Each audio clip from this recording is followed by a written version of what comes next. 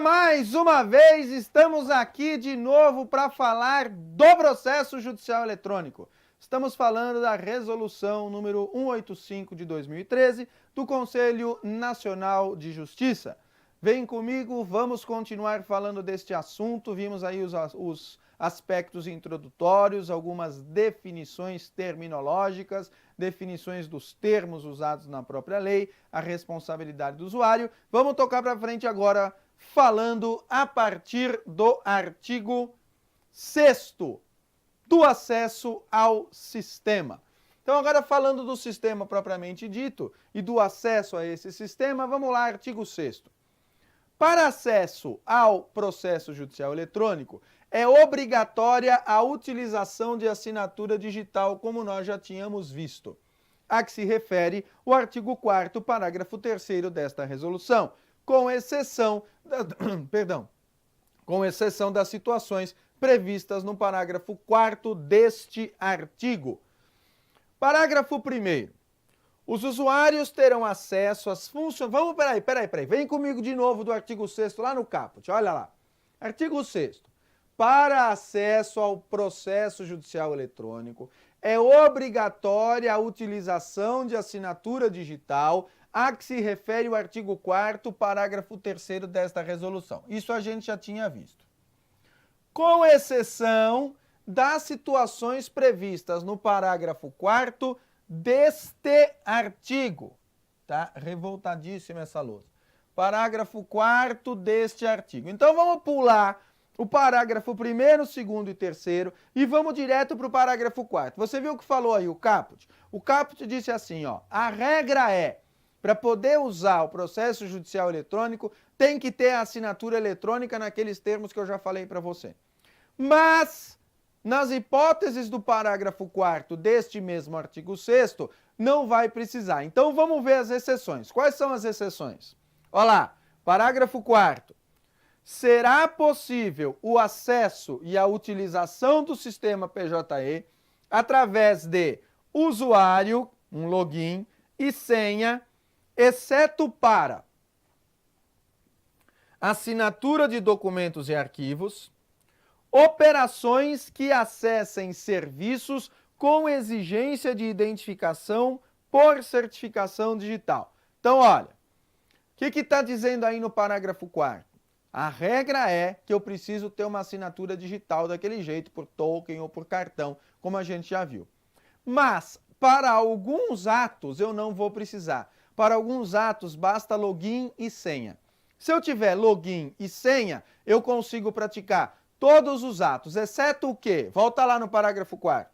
Será possível o acesso e a utilização do sistema PJE através de usuário e senha. Basta ter usuário e senha? Basta, exceto para o que eu não consigo fazer só com usuário e senha. Ou seja, o que para fazer eu tenho que ter necessariamente assinatura digital? O que para conseguir fazer, obrigatoriamente eu tenho que ter a assinatura digital? Eu tenho que, primeiro, assinatura de documentos e arquivos. Então, para assinar documento, não basta login e senha, tem que ter o cartão. 2. Operações que acessem serviços com exigência de identificação por certificação digital. Então, esses dois incisos aí do parágrafo 4º exigem a assinatura digital. Para o resto, basta login e senha. De novo, esses dois incisos aí do parágrafo 4º do artigo 6º exigem a assinatura digital. O resto eu posso fazer com login e senha, ok? Voltando lá para o caput e agora os outros parágrafos. O artigo 6º, de novo, diz que para acesso ao PJE é obrigatória a utilização da assinatura digital, com exceção destas situações que a gente já viu lá no parágrafo 4º. Parágrafo 1º. Os usuários terão acesso às funcionalidades do processo judicial eletrônico de acordo com o perfil que lhes for atribuído no sistema e em razão da natureza de sua relação jurídico-processual. O que quer dizer isso aqui? Quer dizer que dependendo de qual é a sua função no processo, dependendo de quem você é no processo, você tem um acesso maior ou menor de atuação no processo judicial. Você pode fazer mais coisas ou menos coisas. É claro que o advogado de uma das partes não pode fazer a mesma coisa que o juiz, né? É claro que o advogado de uma das partes tem acesso à petição, a peticionar nos autos, e o juiz tem acesso a sentenciar. Não dá para o advogado da parte ter acesso ao sistema que lhe permite criar uma sentença. Então, dependendo de quem é você no processo, você tem mais acesso ou menos acesso. É o que está dizendo aí o parágrafo 1º. Então, os usuários terão acesso às funcionalidades do PJE de acordo com o perfil que lhes for atribuído no sistema e em razão da natureza de sua relação jurídico-processual. Parágrafo 2º. Quando necessário, o fornecimento de certificados digitais aos usuários internos será de responsabilidade de cada tribunal ou conselho, facultado ao Conselho Nacional de Justiça atuar na sua aquisição e distribuição. Então vamos de novo aqui, no parágrafo 2º. Quando for necessário o quê? Quando for necessário que os funcionários tenham certificado digital, quem é que vai fornecer?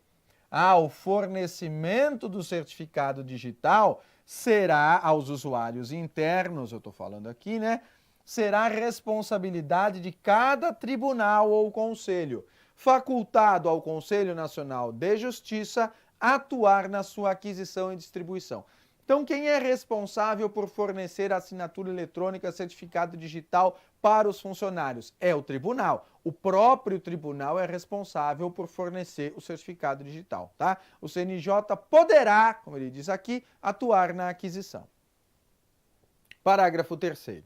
Serão gerados códigos de acesso ao processo para as partes constantes do polo passivo com prazo de validade limitado, que lhe permitam o acesso ao inteiro conteúdo dos autos eletrônicos para possibilitar o exercício do contraditório e da ampla defesa. Quer dizer o quê?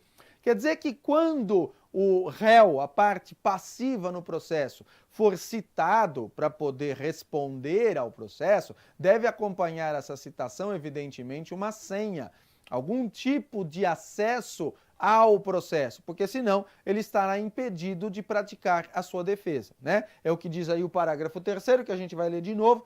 Serão gerados códigos de acesso ao processo para as partes constantes do polo passivo, com prazo de validade limitado. Para quê? Para que ele possa ter acesso ao inteiro conteúdo dos autos eletrônicos para possibilitar o exercício do contraditório e da ampla defesa.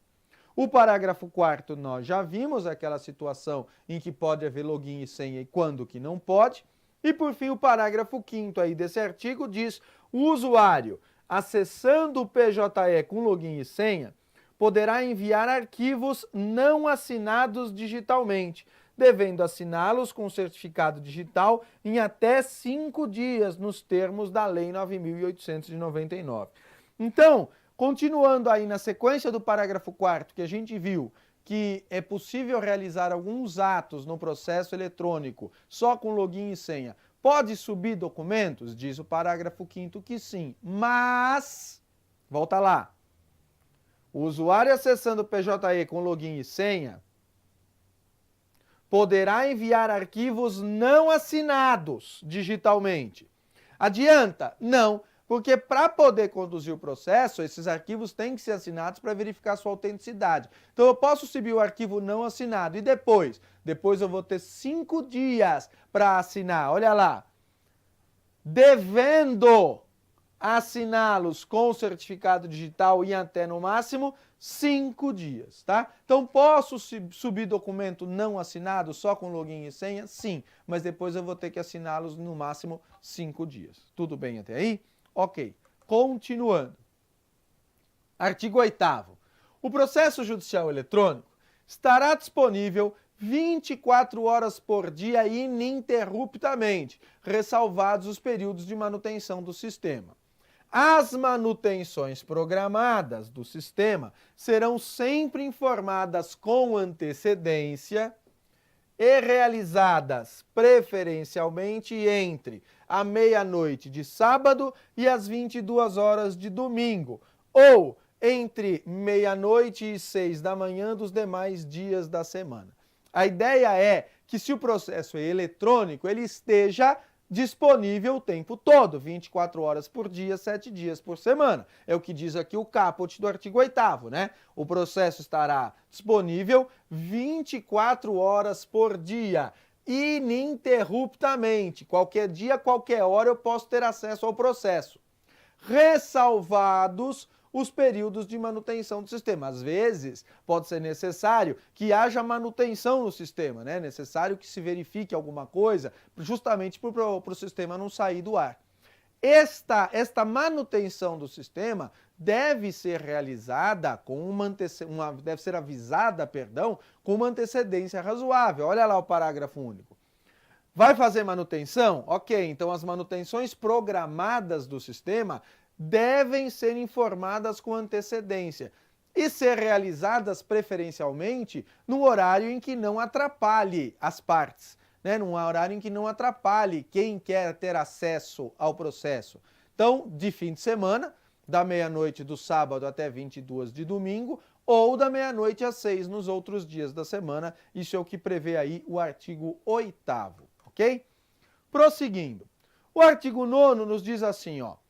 Considera-se indisponibilidade do sistema PJE a falta de oferta ao público externo, diretamente ou por meio de web service de qualquer dos seguintes serviços. Ó, o que é indisponibilidade do sistema? Indisponibilidade do sistema é a falta de oferta ao público externo, ou seja, aqueles que querem ter acesso aos autos de fora, diretamente ou por meio de web service de qualquer dos seguintes serviços. Primeiro, consulta aos autos digitais, não consigo ver o processo. Segundo, transmissão eletrônica de atos processuais, eu quero subir uma petição e não consigo. Terceiro, acesso a citações, intimações ou notificações eletrônicas. Então, qualquer um desses 3 elementos aí que houver problema, que eu não conseguir ter acesso, considera-se indisponibilidade do sistema. E daí? Daí a gente vai ver o parágrafo 1º. Não caracterizam indisponibilidade. O que não é indisponibilidade? Ó? Não é indisponibilidade. As falhas de transmissão de dados entre as estações de trabalho do público externo e a rede de comunicação pública, assim como a impossibilidade técnica que decorra de falhas nos equipamentos ou programas dos usuários.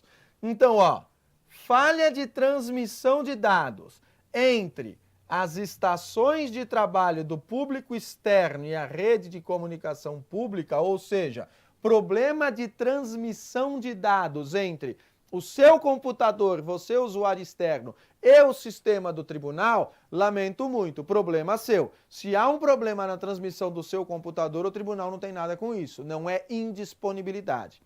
Ou ainda, segundo, olha lá, falha no equipamento ou programa do usuário. Tem uma falha no seu computador, o seu computador não funciona, lamento. Levanta, sai correndo, arruma outro computador e tenta resolver de outro jeito. Por quê? Porque isso não vai suspender contagem de prazo, não vai interromper contagem de prazo, não é considerado indisponibilidade.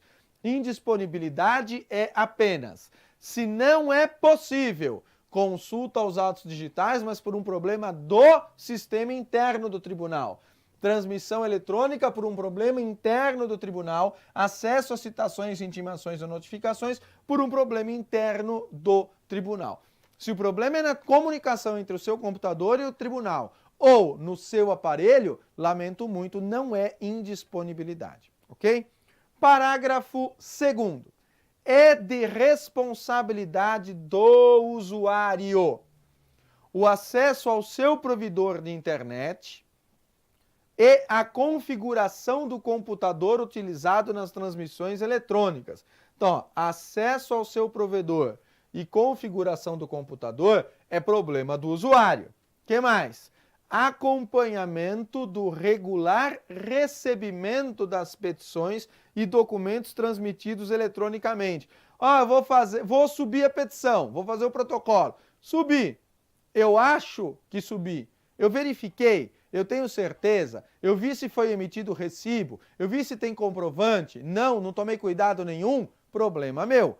Eu sou o responsável por acompanhar o regular recebimento das petições e documentos transmitidos eletronicamente. E 3, a aquisição por si ou pela instituição ao qual está vinculada do certificado digital.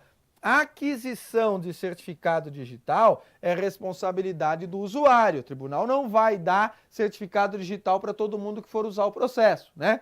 Então, a aquisição por si ou pela instituição ao qual está vinculado do certificado digital padrão ICP Brasil emitido por autoridade certificadora credenciada e respectivo dispositivo criptográfico portátil ou portável, tá?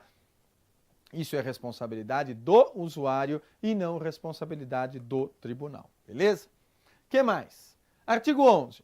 Os prazos que vencerem no dia da ocorrência de indisponibilidade, que nós já vimos o que é, de quaisquer dos serviços referidos no artigo 8º, serão prorrogados para o dia útil seguinte. Então, olha, os prazos que vencerem no dia da ocorrência de indisponibilidade serão prorrogados para o dia útil seguinte. Quando? Quando a indisponibilidade for superior a 60 minutos, ininterruptos ou não, se ocorrida entre as 6 da manhã e as 11 da noite, das 6 às 23. Ou, se ocorrer indisponibilidade entre 23 e 24, porque aqui para de contar o prazo, né? Então, se a indisponibilidade for superior a 60 minutos entre 6 e 23 ou qualquer indisponibilidade entre 23 e 24.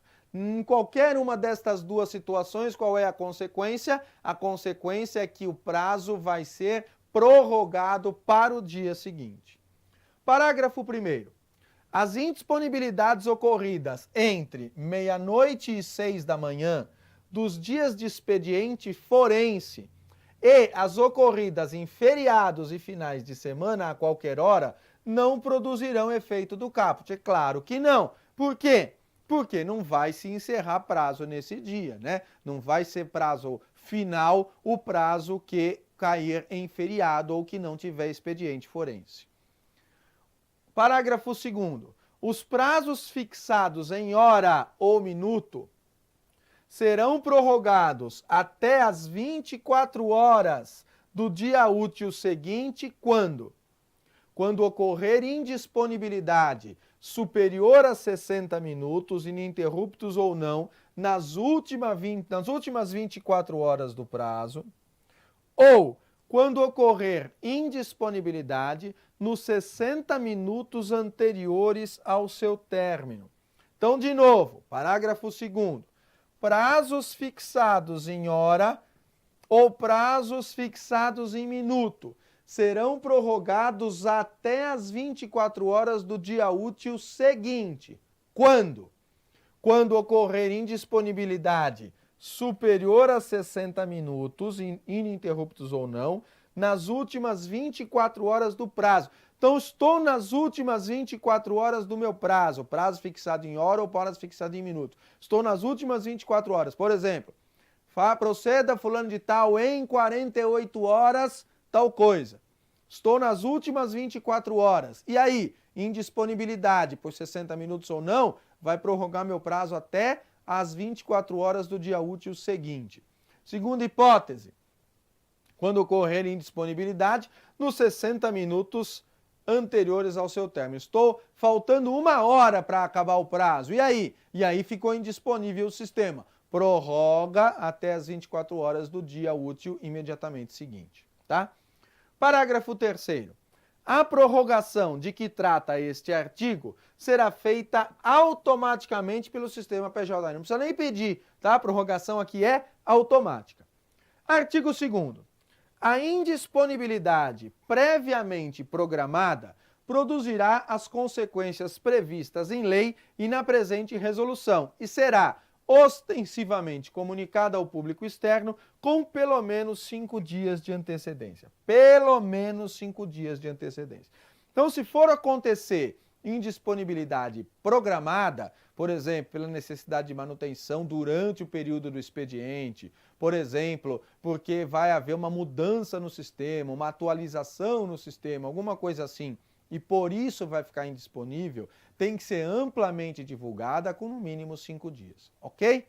Então, isso aí você precisa lembrar bem, prestar bastante atenção nesses artigos sobre as hipóteses de suspensão, as hipóteses de prorrogação de expediente para o dia seguinte, porque isso aqui cai em prova frequentemente, tá bom? Vamos dar uma paradinha, a gente volta para continuar tratando desse assunto. Não sai daí, daqui a pouco a gente volta, até já.